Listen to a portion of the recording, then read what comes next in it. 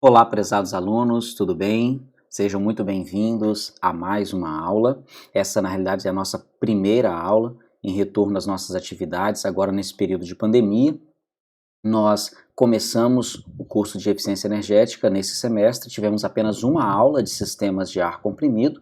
Entretanto, nesse retorno, foi combinado de nós começarmos revisando para então depois dar continuidade ao conteúdo, beleza? Você é muito bem-vindo, eu sou o professor Alan Patrick, é bom ter você aqui com a gente, é bom podermos retomar as atividades e seguirmos adiante, beleza? Espero que nessa disciplina você consiga assimilar conteúdos que façam diferença para você, para o seu trabalho, para a sua vida e também te ajudem a melhorar o mundo um pouquinho, né? Se a gente melhorar a eficiência energética, a gente já vai colaborar para várias coisas nesse planeta nosso, ok? Então, utilizarei alguns slides para nos ajudarem aqui na exemplificação de algumas coisas que nós iremos falar. Também fugindo um pouquinho à regra, eu usei hoje um pouquinho de texto em alguns slides para poder falar um pouco do histórico. Então essa aula, como é só de revisão de histórico e tal, e de propriedades físicas do ar e aplicações da pneumática, a gente acabou usando um pouquinho desses recursos, ok? Lá na nossa plataforma no Moodle você vai encontrar as orientações, o passo a passo, e também vou falar um pouquinho aqui no final dessa aula, beleza? É bom ter você com a gente, e seja bem-vindo, e vamos ao trabalho, ok? Vamos mudar aqui a tela, deixa eu colocar nos nossos slides, ok. Então, seguindo adiante, como eu disse, sou o professor Alan e nós estamos em sistemas de ar comprimido, ok? Para que você se situe, lembre-se aí que está na pós-graduação de eficiência energética. Gente, é o seguinte, no conteúdo dessa aula nós falaremos sobre fundamentos dos sistemas pneumáticos. Quando a gente fala de sistemas pneumáticos, a gente está falando de sistemas de ar comprimido, já vamos entender já isso. O histórico da pneumática, o que passou, o que aconteceu até chegar aos sistemas pneumáticos que nós temos hoje, propriedades físicas do ar, já que nós vamos trabalhar com ar, é importante conhecer as suas características, propriedades, seus componentes, e depois aplicações atuais do ar comprimido, ok? Uma aulinha bem tranquila. Então, falando desses fundamentos da pneumática, definição primeiro, né? Vamos entender o que é a pneumática. E o termo pneumática ele vem do grego pneumos ou pneuma, tá? Que é respiração, sopro, e é definido como parte da física que se ocupa da dinâmica e dos fenômenos físicos relacionados com os gases ou vácuos. Como assim? Toda vez que nós estamos trabalhando com gases, tá? Geralmente esses gases pode ser qualquer componente da atmosfera, mas quando nós estamos trabalhando com ar atmosférico, nós estamos falando na realidade de uma mistura de gases, que já vamos entender quem são esses, tá? A pneumática então vai estudar, veja, a dinâmica e os fenômenos físicos relacionados com esses gases. E vácuos também, né, gente? Quando a gente retira esse ar, né, e de forma que a pressão ela fique menor do que a pressão atmosférica, ou seja, nós temos uma pressão atmosférica ao nível do mar. Quando nós diminuímos essa pressão atmosférica, a gente vai entender como isso acontece, tá? Nós estamos trabalhando com o vácuo. E a pneumática também estuda essa parte, beleza? E também é o estudo da conversão da energia pneumática em energia mecânica, através dos respectivos elementos de trabalho. Então, para que nós utilizamos o ar comprimido, ou para que nós utilizamos a pneumática? No final das contas, é para que interfira nisso aqui, ó, no nosso trabalho, para que a gente consiga trabalhar com mais qualidade, com maior produtividade, com alguns outros valores que nós vamos reconhecer já, tá bom? Então, o histórico da nossa pneumática, já que é essa ciência aí que estuda o ar e as suas propriedades, né, físicas, essas suas aplicações. Veja, vamos começar aqui por uma citação de Leonardo da Vinci, que diz assim, ó, pelas razões mencionadas e à vista, posso chegar à conclusão de que o homem dominará e poderá elevar-se sobre o ar mediante grandes asas construídas por si contra a resistência da gravidade.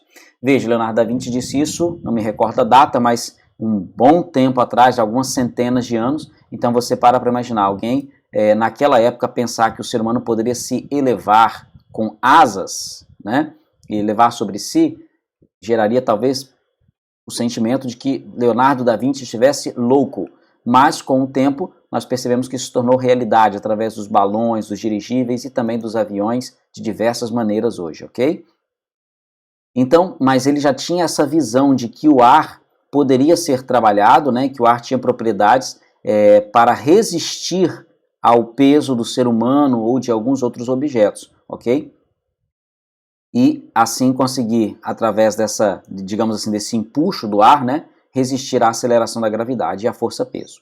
Bem, vamos pegar aqui um pouquinho desse histórico da pneumática.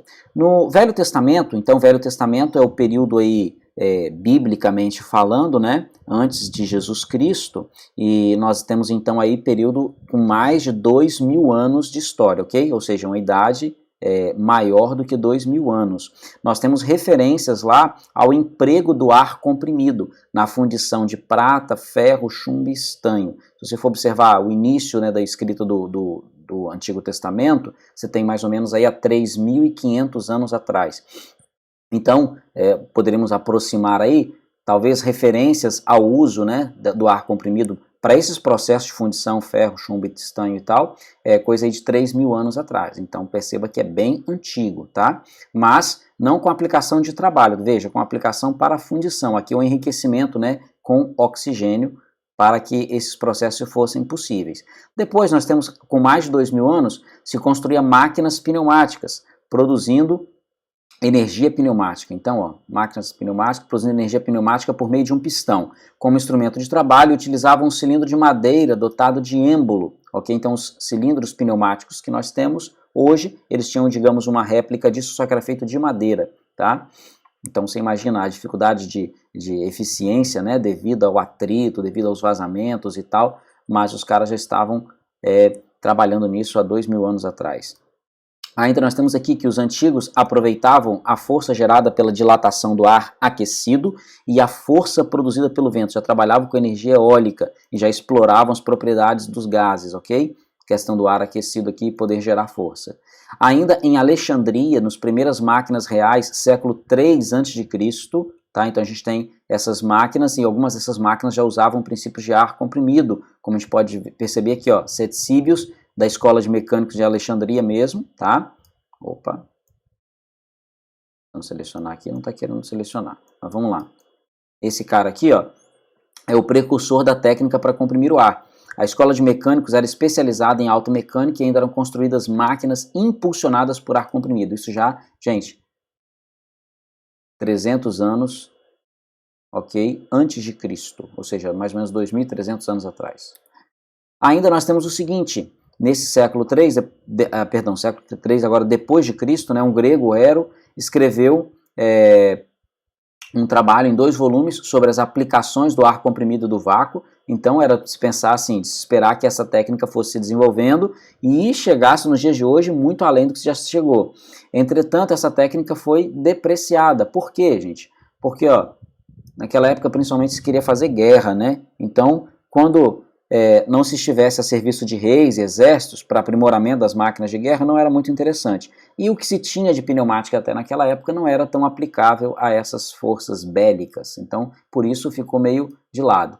Mas lá para os séculos XVI e XVII, ó, nós temos alguns pensadores, cientistas estudando as leis naturais, né, o comportamento dos gases, ó, compressão, expansão dos gases, né, e a gente tem aí Galileu, a gente tem o Otto von Guericke, né, o Robert Boyle e tal, e alguns outros cientistas, e ao estudarem, compreenderem melhor esse comportamento dos gases, eles puderam perceber o potencial que havia para a pneumática ou para os sistemas de ar comprimido. Ainda nós podemos mencionar Evangelista Torricelli, que foi inventor do barômetro, um instrumento para medir a pressão, né, um tubo de mercúrio para medir a pressão atmosférica, e com a invenção da máquina de vapor de Watts, e lembre-se que esse conhecimento ele é acumulativo, né, gente? Então tudo isso que vem se acumulando de conhecimento vai redundar aqui na época da Revolução Industrial. Então você tem a máquina de Watts e tem início a era da máquina. No decorrer dos séculos desenvolveram-se várias maneiras de aplicação do ar, tá? E com aprimoramento da técnica e novas descobertas. E a gente ainda continua aprimorando e desenvolvendo. Chegamos então à atualidade, e onde o controle do ar alcançou elevada eficiência. Hoje nós conseguimos controlar o ar com muita eficiência, tá? E executar operações sem fadiga, economizando tempo, ferramentas, materiais, além de fornecer segurança ao trabalho. Pois bem, nem tudo são flores. Os sistemas pneumáticos apresentam vantagens, mas também desvantagens. E aí eu vou citar aqui para vocês algumas das vantagens, tá? A gente poderia elencar talvez algumas mais, assim como algumas mais desvantagens, mas os principais estou relacionando aqui. Então, vantagem, nós poderíamos dizer aqui que o incremento da produção com investimento relativamente pequeno. Você consegue produzir mais gastando menos, ok? Então, principalmente o aumento da produtividade. Redução dos custos operacionais. Ora, os principais custos operacionais é com operadores, né, com pessoas, ainda mais que for um processo manual. Então, quando eu coloco uma máquina que vai fazer o serviço de 10, 20, 50 pessoas, isso aqui é uma redução absurda. Você imagina, dia desses eu estava pensando, fui numa plantação de cana, num canavial, e estava lembrando a época em que o pessoal cortava cana na mão. Eram vários, às vezes dezenas, centenas de operários trabalhando para cortar cana. Agora você imagina o trabalho que uma máquina faz nisso. Também quem mexe com eucalipto, imagina o corte de eucalipto ser à mão, né, ou ser feito por ser humano. Obviamente, essas máquinas elas trazem uma questão de aumento de produção, de operação absurdamente grande. Ainda, robustez dos componentes pneumáticos. Eles são robustos, são resistentes, tá? E suportam várias intempéries também. Ainda, facilidade de implantação, os sistemas são fáceis de montar, tá? Depois de projetados e especificados, a montagem e a manutenção ela é facilitada. Ainda a resistência a ambientes hostis. Isso, ambientes hostis onde temos elevada temperatura, onde às vezes há um índice de salinidade considerável, a atmosfera perigosa, sabe? Então, umidade excessiva, às vezes até em lugares onde tem que se trabalhar debaixo d'água, dá para se usar, tá? Existem equipamentos com características específicas para isso, que resistem a esses ambientes hostis. Então, a pneumática tem essa solução. Ainda temos a simplicidade de manipulação, tá? Então é fácil mexer.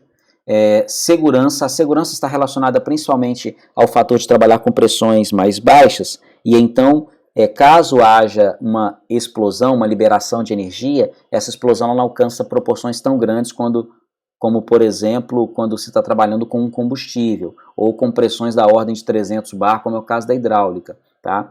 Então as pressões nós já veremos na pneumática, elas são bem mais baixas, então o impacto para a segurança é melhor. Tá? Ainda um outro aspecto de segurança é quando nós consideramos atmosferas explosivas. A facilidade de levar energia através do ar comprimido proporciona segurança em muitos casos, como algumas plataformas de petróleo, algumas regiões que são classificadas onde não se pode ter a energia elétrica. A energia pneumática é uma solução interessante. Ainda a redução do número de acidentes, principalmente acidentes relacionados com a movimentação de cargas ou com a repetição de esforços, né, evitando assim as LERs, ou lesões por esforços repetitivos. Como a pneumática tem a facilidade de conferir velocidade e uma certa força nos processos, então ela evita que o ser humano se machuque e machuque os outros também, tá? Então essa redução do número de acidentes ela é considerabilíssima, tá bom? E ainda a desvantagem. O ar comprimido necessita de uma boa preparação. Gente, essa preparação, não perca, são cena do nosso próximo capítulo. Falaremos sobre os equipamentos e o processo de preparo do ar. Mas uma vez que precisa desses equipamentos e desse preparo, há então um custo, tá, devido a isso. Pressão máxima de 1723, aqui kPa, está mais ou menos 17 bar quase, 16, 17 bar. Isso é uma pressão assim máxima, porque quanto maior a pressão com que você trabalha no sistema de ar comprimido, mais caro ele fica, tá? Devido a algumas irreversibilidades no processo de compressão. Então, é normal os sistemas pneumáticos trabalharem na faixa aí de 8 bar de pressão, alguns chegam aos 10, mas você pode ter algumas aplicações mais específicas nessa faixa aqui, tá? Dos 16, 17. Mas é comum até tentar se reduzir, como por exemplo, sei de fábricas aqui próximas a nós que trabalham na faixa de 6 bar. Né? Velocidades muito baixas são difíceis de ser obtidas. Tá? Então a pneumática, o fluxo é de ar e normalmente ele produz altas velocidades. Difícil de ter baixa velocidade. Ainda, o ar é um fluido altamente compressível, portanto é impossível de se obterem paradas intermediárias e velocidades uniformes. Devido a essa compressibilidade, nós não conseguimos garantir, tá, uma velocidade uniforme e ainda essa questão de parada intermediária. Por exemplo, eu tenho um cilindro com 1 metro de curso, eu quero parar na metade, exatamente na metade, né? Eu quero que quando ele chegar em 50 centímetros ele pare. É uma dificuldade que nós temos nos sistemas pneumáticos, devido a essa compressibilidade do ar, tá ok? Quando eu colocar para parar, de repente ele vai andar um pouquinho mais, ou de repente se eu parar um pouco antes, ele vai acabar comprimindo e depois chegando nos 50, então essas variações são possíveis. Para resolver, a gente acaba utilizando cilindros com o curso já adequado ao movimento que nós queremos. Então, eu quero um movimento de 1 metro, então eu tenho um cilindro com 1 metro de curso. Quero um movimento de 50 centímetros, eu tenho um cilindro com 50 centímetros de curso, beleza? O ar comprimido é um poluidor sonoro, isso mesmo. A gente capta o ar da atmosfera, faz o trabalho com ele, depois que ele faz o seu trabalho, ele é devolvido para o ambiente. Na hora dessa devolução, existe o escape. Já deve ter ouvido um barulhinho parecido, né? Esse escape para a atmosfera gera ruído, mas nós já temos dispositivos que atenuam esse ruído, que são esses abafadores ou silenciadores, ok? Lembrando que algumas situações esse ruído ele é desejável por questões de segurança, como por exemplo na porta do ônibus. Então o indivíduo ele precisa saber que a porta do ônibus vai abrir, então deixa-se lá. Aí o indivíduo ouve, daqui a pouco, pá, a porta abre. Então aí deixa-se o barulho de propósito para o indivíduo perceber o risco ali que tá correndo. Falando das propriedades físicas do ar, nós podemos mencionar aqui a sua composição.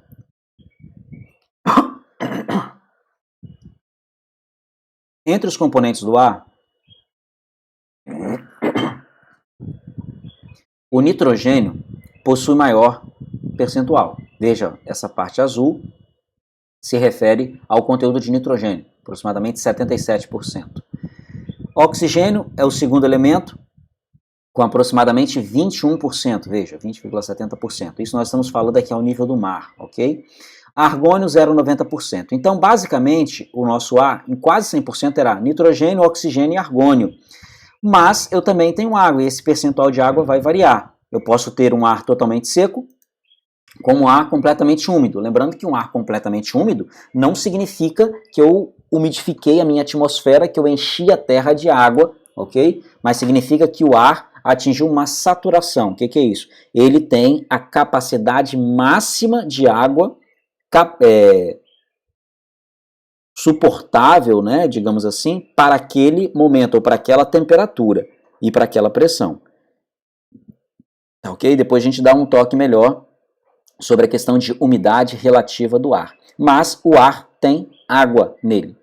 Tá? E essa água vai se revelar aqui um inconveniente para muitos dos nossos processos. Nós teremos que eliminar essa água. Como a gente faz para eliminar a água do ar? Não perca, são cenas do nosso próximo capítulo, ok? A gente tem gás carbônico e outros vários gases. Então, resumindo a história, você tem nitrogênio, oxigênio, argônio, água e um monte de outros gases. Então é uma mistura de gases, ok?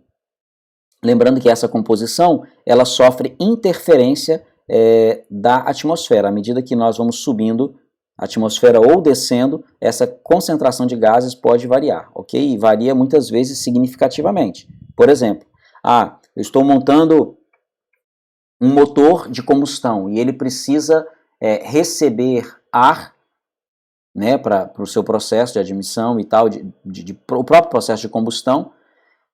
E se eu monto esse motor com a captação de ar num local onde existe a liberação de gases, né, de repente que empobrecem o oxigênio, eu vou prejudicar a eficiência desse motor.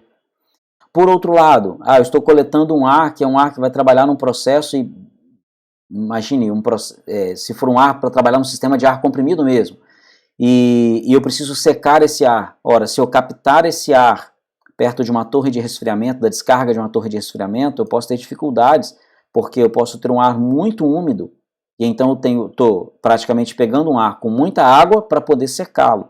Então eu preciso raciocinar sobre a logística da minha fábrica, do local onde eu trabalho, a fim de gastar menos energia nesses processos, ok? A eficiência ela vai considerar esses requisitos aí também, esses itens também. Bom, uma vez agora que você já sabe o que é o ar, o que tem dentro dele, né, os componentes, é interessante nós lembrarmos algumas propriedades. Olha só, compressibilidade do ar, o que é isso? Imagine que você tenha um cilindro, um volume, um aqui, e aplica-se uma força sobre esse volume. Ora, quando se aplica uma força, esse volume diminui. Veja, partiu do amarelo, ficou o vermelhinho. Isso aqui significa que o volume final é menor do que o volume inicial. Então, essa característica do ar de reduzir volume nós chamamos de compressibilidade, ok? Ainda, elasticidade do ar. O que é isso? Comprimir o ar. Se eu retirar essa força, o ar volta para onde ele estava. É claro, gente, que aqui estamos desconsiderando as perdas, né, por atrito e o aquecimento que foi gerado, tá ok? Então ele restitui o volume inicial. É como se fosse uma mola, né? Então o efeito mola do ar é essa elasticidade, é como se fosse um elástico mesmo, beleza? Apertei, quando soltar ele volta para a mesma posição. A difusibilidade é a propriedade em que, se eu tiver, imagina aqui dois cilindros, tá? Um com ar e outro com gases. Imagina que o ar seja o azulzinho e com gases o vermelho. Então, essa válvula 1 está fechada. A válvula 1 aqui, ó. Válvula 1, válvula 1 está fechada, tá? Agora, quando essa válvula é aberta, aqui no 2, válvula abriu, o que vai acontecer? Esses gases vão se misturar com o ar, sendo o ar já uma mistura de gases, né? Mas, ou seja, vai se misturar todo mundo aqui e virar uma mistura homogênea. Então, essa é a difusibilidade do ar, ele vai se difundindo entre as outras moléculas e se misturando com elas, beleza? Ainda, expansibilidade é a capacidade de ocupar todo o volume disponível, olha só. Então, se você tem um recipiente aqui, contendo ar, a válvula fechada, agora quando essa válvula é aberta, o ar ele vai expandir e ocupar o formato de todos os recipientes disponíveis, ok? É claro que ao acontecer essa expansão, a pressão vai diminuir, né, gente? E o ar, então, ele não tem uma forma definida, ele assume a forma do volume que ele estiver ocupando, tá? Uma outra característica aqui é a massa específica. Então, veja, se nós tivermos dois recipientes aqui, da esquerda e da direita, tá? Esses recipientes estão herméticos, fechados hermeticamente, e estão sobre uma balança. Na balança está marcando o mesmo peso, tá? Então a balança está zerada aqui, está devidamente equilibrada.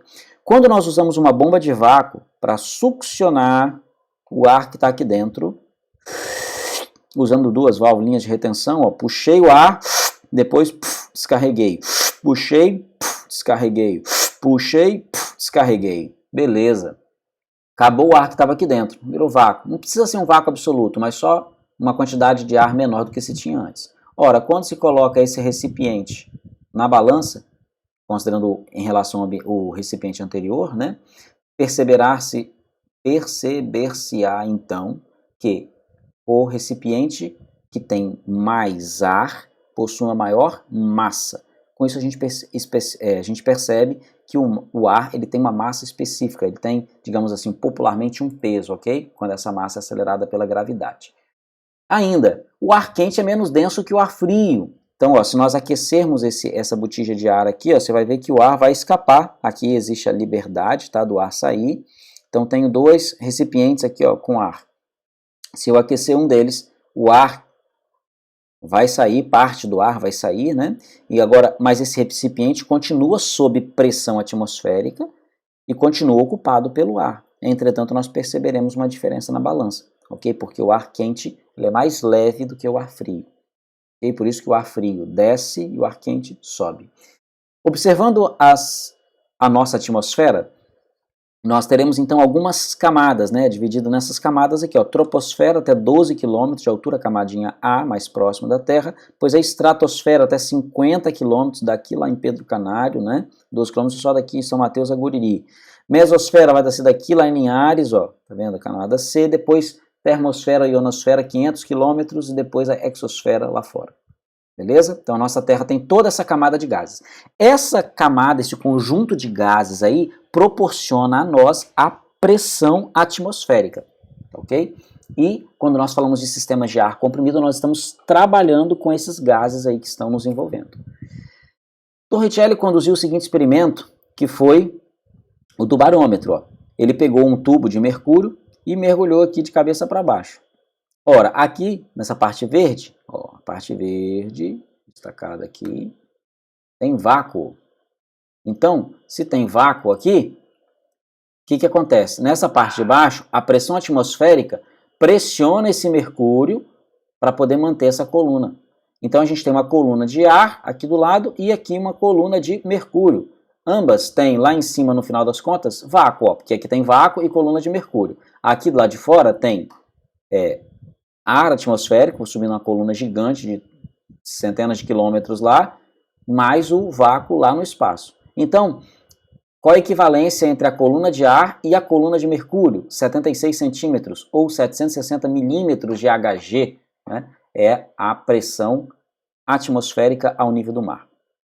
Então nós temos aqui, para exemplificar melhor, ao nível do mar a pressão está aqui, 1,033 kgf por centímetro quadrado. Se você sobe as montanhas, ou seja, você está diminuindo a camada de ar sobre você, a pressão diminui, 0,710 kgf por centímetro quadrado. Se você desce abaixo do nível do mar, a pressão aumenta. Não precisa ser dentro da água não, pode ser no ar mesmo, você já vai perceber a pressão aumentando. Aí, aqui na altitude a gente percebe a pressão nível do mar. À medida que nós subimos, né, nós percebemos a variação. Então, se chega, por exemplo, aos 1.000 metros de altitude, aqui, 0,9 de pressão. Chega, por exemplo, a região ali perto do Caparaó, por exemplo, né, no Pico da Bandeira, pressão 0,715, tá vendo? 3.000 metros de altura. Vai-se ao Everest, lá quase 9.000 metros de altura, 0,313. Então perceba que essa redução da pressão atmosférica, ela é significativa, tá? E impacta também na presença de gases, da faixa de gases, né, que você terá em cada uma dessas altitudes. Isso interfere na composição da atmosfera. Bem, e ainda, falando das propriedades físicas, lembrando da lei geral dos gases, aqui para gases perfeitos, né, gente, gases ideais, nós temos então a lembrança do PVT-Povotol, P1V1T1 sobre P2V2T2. Lembrando então o seguinte, quando nós variamos uma dessas características, há um impacto nas outras. Então por quê? Isso aqui está dizendo que isso aqui é constante, P1V1T1 é igual a P2V2T2. Então, quando nós temos uma transformação, imagina que no primeiro caso eu tenho um cilindro que tem a mesma temperatura, então vou manter a mesma temperatura. Veja, T1 vai ser igual a T2. Ora, então o produto P1V1 será igual a P2V2. Se o volume diminui, ora, então o volume final, né, é menor,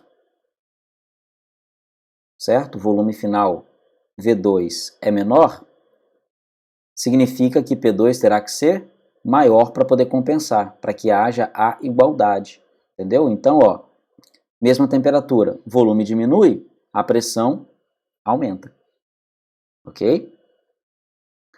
Agora, se nós tivermos o mesmo volume, então o V vai cortar, o V vai cortar. A pressão aumentou, a temperatura também aumenta, e vice-versa, ok? Pressão aumenta, temperatura aumenta, a pressão aumenta, ok? Então você pode imaginar esse cilindro aqui, enclausurado, fechadinho aqui. Se você vier, por exemplo, aqui, tá a temperatura de 30 graus. Se eu vier aqui aquecer, colocar isso a 50 graus, 60 graus, o que vai acontecer? A pressão interna nesse cilindro vai aumentar. Isso, inclusive, foi estudado e aplicado lá, principalmente na época do vapor, né? Na Revolução Industrial, quando passou-se a usar a máquina a vapor. Ainda, para a mesma pressão, se tivermos a mesma pressão, então P1 vai ser igual a P2, nós vamos ter V1 sobre T1 igual a V2 sobre T2. Se o volume aumenta, ou seja, V2 aumentou, para que V1 sobre T1 seja igual a V2 sobre T2, então, já que o volume aumentou, a temperatura também terá que aumentar, né? Então, se o volume aumenta, a temperatura também aumenta e vice-versa. Beleza? Então, essas são propriedades físicas do ar, né, se nós compararmos aí com um gás ideal, mas ele segue de perto, né, essas leis. É claro que algumas aplicações mais detalhadas nós precisamos considerar o gás específico que nós estamos trabalhando. Ainda o princípio de Pascal vai se aplicar aos fluidos, né, aplicamos muito isso em hidráulica, mas também aqui na pneumática, que é o quê?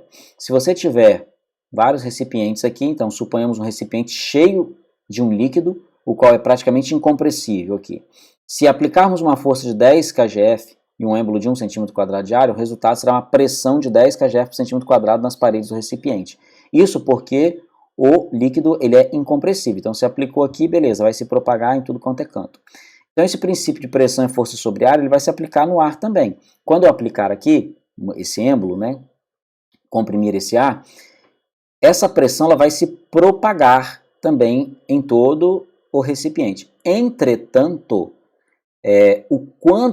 como o ar é compressível, né, ele vai transmitir a pressão. Mas essa pressão final aqui dependerá, ela será igual, né, se nós considerarmos aí essa questão da altitude, a altitude for, digamos, não significativa diante da pressão que eu coloquei aqui, essa pressão final vai depender de quanto de compressão eu realizei aqui, tá? Quanta compressão eu realizei, mas ela vai se propagar em todo o interior, porque é uma característica do fluido. Bom, o princípio de Blaise e Pascal é o quê? Pressão é força por ar, ele está trabalhando na estática, tá? Então desconsideramos aí as perdas por atrito, viscosidade e tal, que seriam características do fluxo. No SI, nós temos a força em Newton e a área em metro quadrado. Então a pressão fica Newton por metro quadrado, ok? Newton por metro quadrado nós chamamos de Pascal, que é uma unidade de pressão muito pequena. É por isso a gente usa um múltiplo, né? KPA, que é quilopascal. Então, por exemplo, a pressão atmosférica, 101 kPa, ok?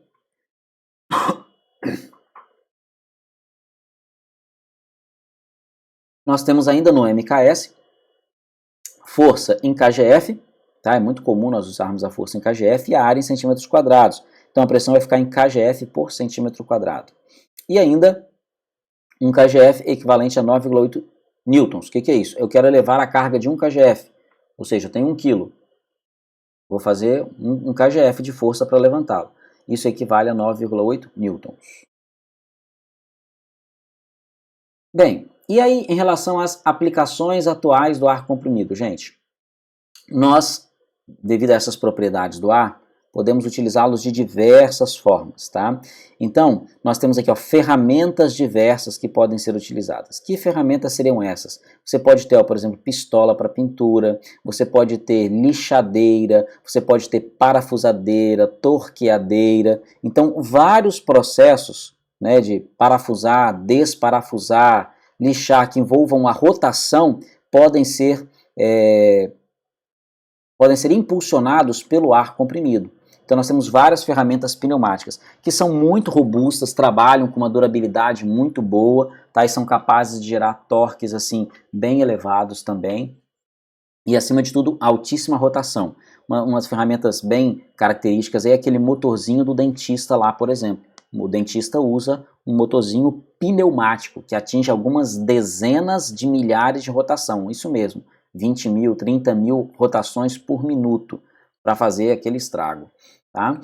Ainda, nós temos na parte de pintura, né, como eu disse aqui, ó, a gente usa o princípio de Venturi, o ar comprimido flui, e pelo princípio de Venturi ele gera uma depressão, uma pressão menor que a atmosférica, e então ele succiona a tinta, se for para projetar limalha, areia, que seja, o ar passa, suga essas partículas, né, digamos assim, e leva junto com ele e projeta essas partículas, seja partícula de tinta, de areia, de metal, aí a gente projeta para cada um deles.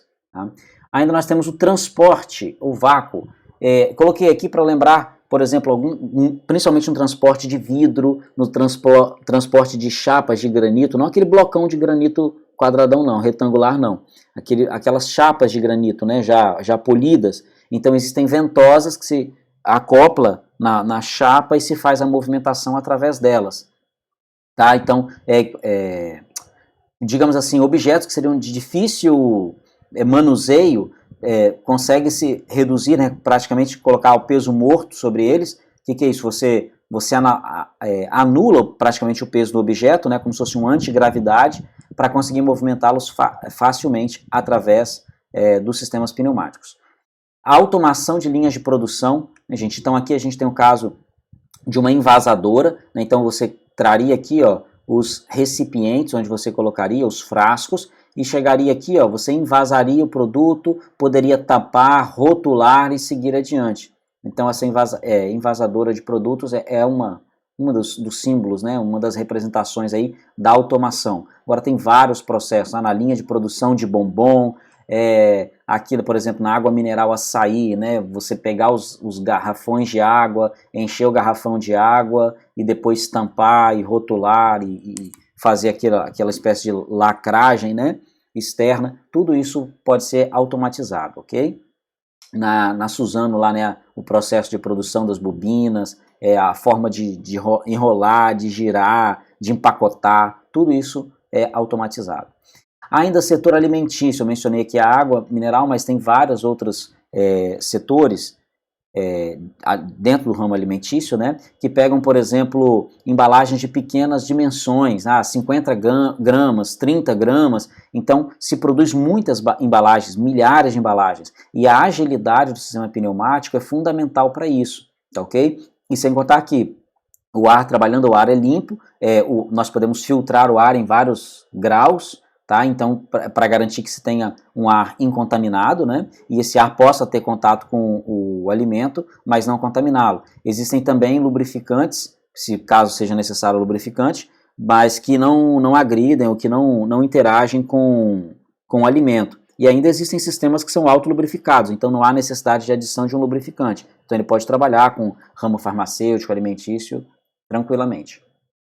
Nós temos ainda o controle de processos.